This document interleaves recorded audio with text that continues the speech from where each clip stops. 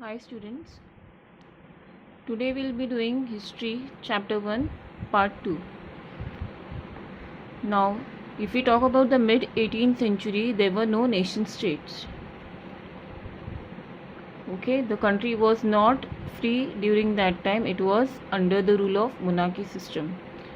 Now, we know that Germany, Italy, Switzerland during that time were divided into kingdoms, duchies and cantons.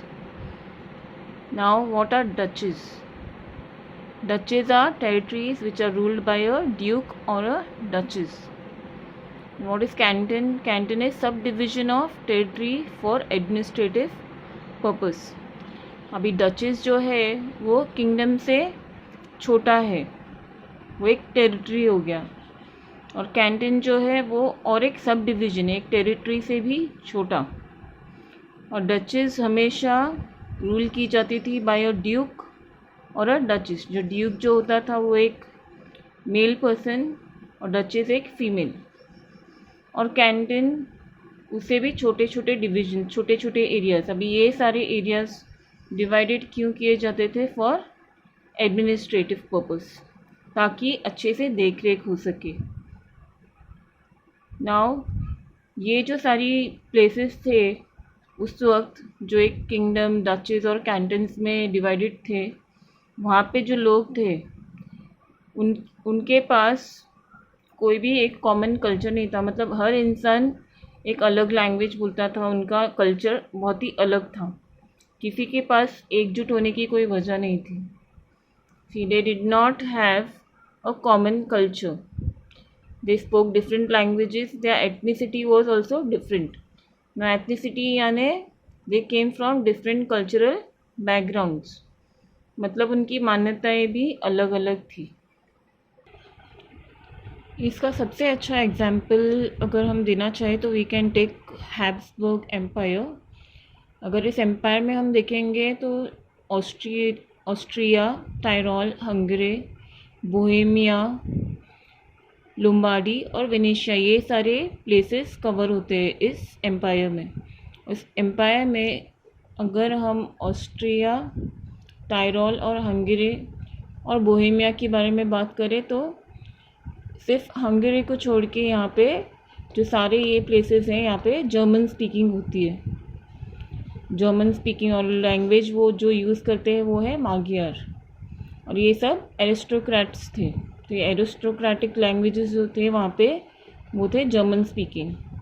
और जो areas थे वो थे लुम्बार्डी और वेनेशिया. अब लुम्बार्डी और वेनेशिया में इटालियन स्पीकिंग होती थी. तो इसे देख के हमें पता चलता है कि वहाँ पे लैंग्वेजेस कितने डिफरेंट थे.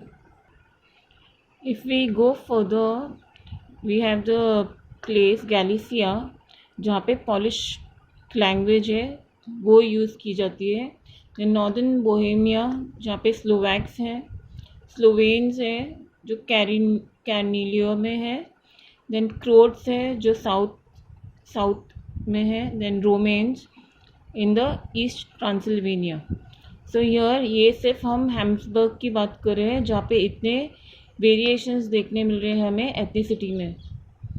तो इससे हम पता कर सकते हैं कि एक ही एम्पायर में जब इतने सारे अलग अलग कल्चरल बैकग्राउंड से लोग हैं तो वहाँ पे कितनी डाइवर्सिटी होगी. इनमें कुछ कॉमन नहीं होता था, सिर्फ एक ही चीज़ कॉमन थी कि वो एक एम्पायर का हिस्सा थे. एक किंग इनको जो रूल करता था वो एक कॉमन था उनके लिए. बाकी जो उनका लाइफस्टाइल है, उनके लैंग्वेज है, वो काफ़ी डिफरेंट थे. Now why was there this idea of nationalism emerging? Why they wanted a nation state to emerge? Why this idea had come? Now first we need to know that before starting this revolution, this society was divided into aristocrats, who are the rich people, and the peasants, who are the small laborers or farmers. These aristocrats were rich. They were the dominant class, but they were few in numbers. They owned large estates, that is large areas. They had hold over large areas in the country. Then they spoke French. अभी इससे इसका क्या लेना देना है, जैसे कि अगर हम एग्जांपल दें, अगर कोई इंग्लिश में बात करता है तो ये समझा जाता है कि वो बहुत बड़ा पढ़ा लिखा है और वो सुपीरियर माना जाता है। वैसे ही उस ज़माने में अगर कोई फ्रेंच बोलता है, जो अपर क्लास फ्रेंच बोलती थी, तो उसे भी बहुत ही हाई क्लास माना जाता था। फिर एरिस्टोक्रेट्स में मैट्रिमोनियल अलाइंसेस भी होते थे, जहाँ किसी ना किसी रिच फैमिली के मेंबर की शादी जो है वो दूसरे रिच फैमिली के मेंबर से ही होती थी। तो वो आपस में within this family relations ही आपस में उनकी शादियाँ होती थी। फिर जो हमारे लेबर्स हैं, अगर हम वेस्ट लैंड की बात करें, टुवर्ड्स द वेस्ट, वहाँ पे जो मेजॉरिटी थे वो टेनेंट्स थे, जो रेंट पे काम करते थे, और छोटे मोटे ओनर्स थे जो छोटी ज़मीन को ओन करके उस पर काम करते थे।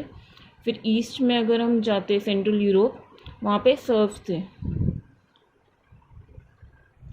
सर्व्स वो लोग थे जो बॉन्डेज लेबर का काम करते थे, यानी कि वो ज़मीन लीज पे लेकर किसी लैंडलॉर्ड से उस पर रेंट देकर या फिर इंटरेस्ट देकर उसको यूज़ किया करते थे for agricultural purposes. Now, when we come to the 19th century, there were many changes that were brought about in the 19th century. सबसे इम्पॉर्टेंट चेंज था एक development, industrial growth. Now, industrial growth in Western and Central Europe led to the development of towns and emergence of new commercial class. एक बार जब industrial growth शुरू हो जाती है तो उसके साथ साथ नई शहरें, लोगों का स्टैंडर्ड ऑफ लिविंग बढ़ जाता है, शहरें बनने लगती है और एक new social commercial class emerge हुई। यानी कि इससे पहले जो था उसमें हमने देखा था सिर्फ एरिस्टोक्रेट्स और पीजेंट्स थे, पर अभी कमर्शियल क्लास भी आ गई थी। अभी एक कमर्शियल क्लास फॉर्म हो गई थी because of this industrial growth. अब ये जो कमर्शियल क्लास थी वो हमारी वर्किंग क्लास थी। उसमें थे इंडस्ट्रियलिस्ट, बिजनेसमैन और प्रोफेशनल्स। अभी जब ये हैज़ अ ग्रुप एमर्ज हुए तो ये काफ़ी नंबर में ज़्यादा थे और वो लोग अपने लिए कुछ अलग चाहते थे, अपने लिए कुछ छूट चाहते थे। They wanted liberal nationalism. What is liberal nationalism?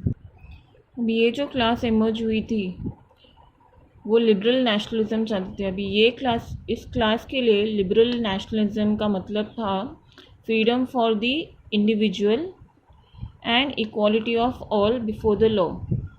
हर एक इंडिविजुअल को अपना राइट्स होना चाहिए, उसे जो भी डिसीजंस लेने हैं अपने लिए वो उसके लिए फ्री हो, और लॉ के आगे सब लोग इक्वल हो, ना कोई रिच एरिस्टोक्रेट हो, ना ही कोई पीसेंट या प्रोफेशनल हो, सभी लोग लॉ के सामने इक्वल रहे। And the last one was right to property, यानी जो प्रॉपर्टी मेरे पास है उसे रखने का हक मेरे पास ही होना चाहिए, उसके राइट्स मेरे पास ही होने चाहिए, कोई ज़बरदस्ती उस प्रॉपर्टी पर कब्ज़ा ना कर सके। अब जो लिबरलिज़म है वो उसका मीनिंग अलग क्लासेस के लिए अलग होता है। जैसे कि अब हम पीजेंट्स और एरिस्टोक्रेट्स के लिए जो बात कर रहे थे उनके लिए लिबरलिज़म अलग हुआ, but when we come to the economic sphere, that is the business class people, it means freedom of market and abolition of state imposed restrictions on free movement of goods। यहाँ पे जब economics यानी कि business class people की बात करेंगे तो उनके लिए था फ्रीडम ऑफ मार्केट। वो ऐसा मार्केट चाहते थे जहाँ पे फ्रीडम हो, गुड्स को इंट्रोड्यूस करना, बेचना, खरीदना, वो सब, और स्टेट इम्पोज रेस्ट्रिक्शंस ना हो। अगर कोई राजा किसी एरिया को रूल कर रहा है तो वहाँ पे वो कोई रिस्ट्रिक्शंस ना लगाए और एक फ्री मूवमेंट हो ताकि लोग अपने गुड्स खरीदें और बेचें। अब आगे ये लिबरलिज्म एक्चुअल में एमर्ज क्यों हुआ.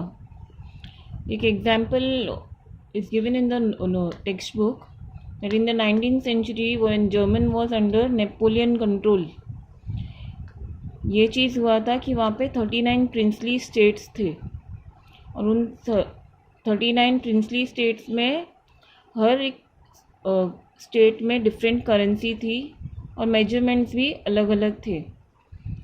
आप ही सोचिए, अगर आप एक स्टेट से दूसरे स्टेट में जाएंगे तो हमें करेंसी चेंज करती रहनी पड़ेगी और वहाँ के मेजरमेंट्स भी अलग. अगर यहाँ पे किसी का मेजर 1 किलो है तो दूसरे स्टेट में जाते जाते मे बी उसका मेजर कुछ और हो जाए, 1 kg से वो 500 ग्राम्स हो जाए या फिर 800 ग्राम्स हो जाए. और वहाँ पे कस्टम ड्यूटीज़ भी वेरी करती थी from 5% to 11%. In the textbook, one example is given for these duties. See here, the custom duties, they had to pay custom duties of about 5% at each time, for each of them. A merchant traveling in 1833 from Hamburg to Nuremberg to sell his goods would have had to pass through 11 custom barriers. तो एक merchant जो Hamburg से Nuremberg जा रहा है उसे 11 custom barriers को cross करना पड़ता था और इस बैरियर्स को क्रॉस करने के लिए उसे जो टैक्सेस पे करने पड़ते थे वो 5% से 11% की रेंज में आते थे.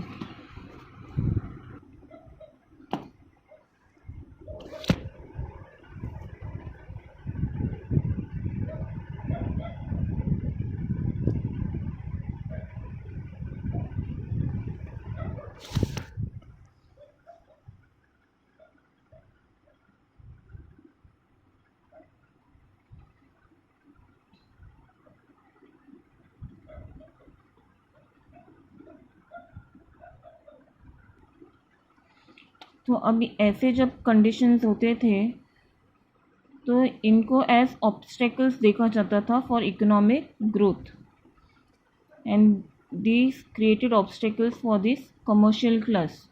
जो कमर्शियल क्लास पीपल है तो वो लोग अभी आर्ग्यू करने लगे और एकजुट होने लगे इन सारी चीज़ों के अगेंस्ट. अब जब वेट्स और मेजर्स और ये सारे जो प्रॉब्लम्स को लेकर इतने इश्यूज हो रहे थे तब इन 1834 लोगों को लगा कि उनको ज़ोल्वेरियन फॉर्म करना चाहिए. Zollverein was formed at the initiative of Prussia and some German regions. तब प्रूशिया एक बहुत ही इम्पोर्टेंट एरिया था जो आगे भी एक बहुत इम्पोर्टेंट रोल प्ले करने वाला है इन नेशनलिज्म. अभी ज़ोल्वेरियन यानी एक यूनियन, कस्टम यूनियन, जहाँ पर फिक्स्ड वेट्स और मेजरमेंट्स यूज़ किए कर सकते हैं जिससे बहुत फ़ायदे होते हैं. ना what will be the benefits if we form a Zollverein? If we form a Zollverein the tariff barrier were abolished. जो टैरिफ्स लगते थे, टैक्सेस लगते थे, जो हर एक स्टेट में जाते जाते हमें जो अलग अलग टैक्सेस पे करने पड़ते थे वो हमें अभी नहीं देने होंगे.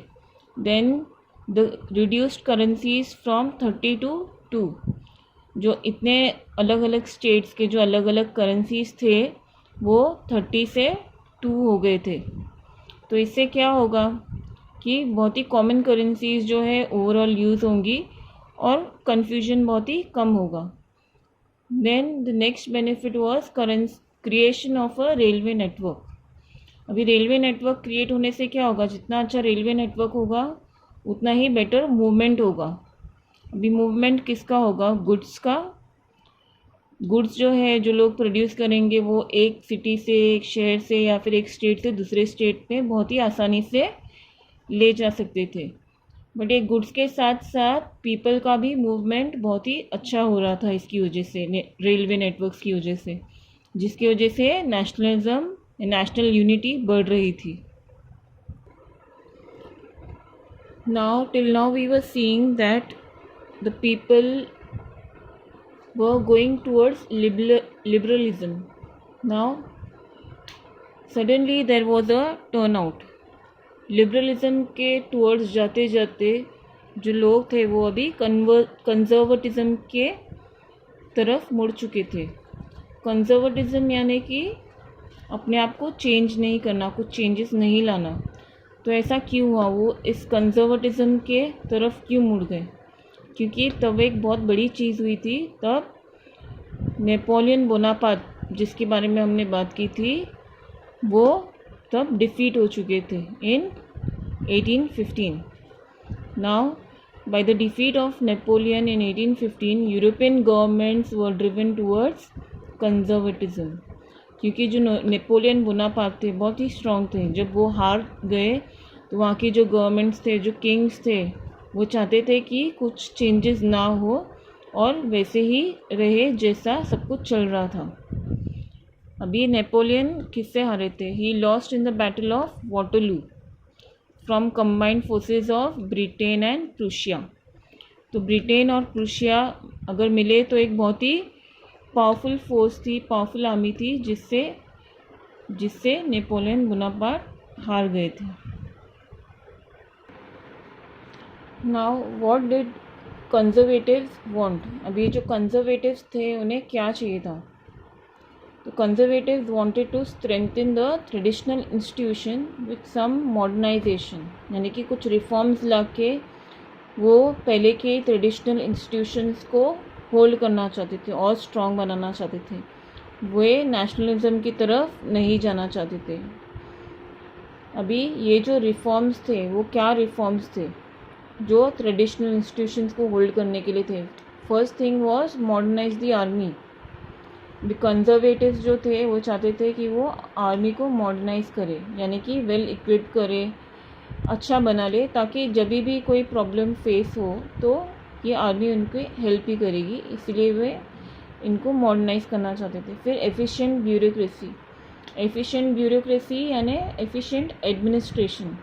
अगर एडमिनिस्ट्रेशन एफिशिएंट होगा तो कोई भी राज्य या फिर कोई भी एम्पायर बहुत ही एफिशिएंसी से काम करेगा, बहुत ही एफिशिएंटली आगे बढ़ सकता है। फिर third was abolition of feudalism and serfdom. भी फ्यूडलिज्म और सर्वडम हमने पहले भी किया है। स्टिल फ्यूडलिज्म में क्या होता था, जो किंग थे वो अपने लैंड जो है वो लॉर्ड्स को दिया करते थे, बड़े बड़े हिस्से जो लैंड के थे, और जो लॉर्ड्स थे वो इन रिटर्न ये सर्व्स को दिया करते थे ऑन रेंट। और ये रेंट इतना ज़्यादा होता था कि वो पे ऑफ करते करते ही बहुत ही वो सफ़र करते थे। तो ये जो किंग जो लॉर्ड्स को देते थे, किंग फिर बाद में इन लॉर्ड से फेवर लेते थे ताकि उनको वॉर के during war they can help them. तो ये जो क्लास थी इस वक्त वो कॉमन मैन थे, कॉमन पीपल थे, पीसेंट्स और लेबरर्स। तो ये बहुत सफ़र करते थे, इसीलिए ये रिफॉर्म भी ऐड हुआ था, abolition of feudalism and serfdom. Now after this, what had happened? The powers which defeated Napoleon, they met at Vienna to make a settlement। वो एक नतीजे पे, एक समझौते पे उतरना चाहते थे जो लोगों ने नेपोलियन को डिफीट किया था। तो वो लोगों ने एक मीटिंग रखी। द कांग्रेस यानी the meeting was hosted by Austrian chancellor Duke Metternich. तो इस मीटिंग के जो होस्ट थे वो थे ड्यूक मेटरनिच। फिर they drew the treaty of Vienna in 1815 में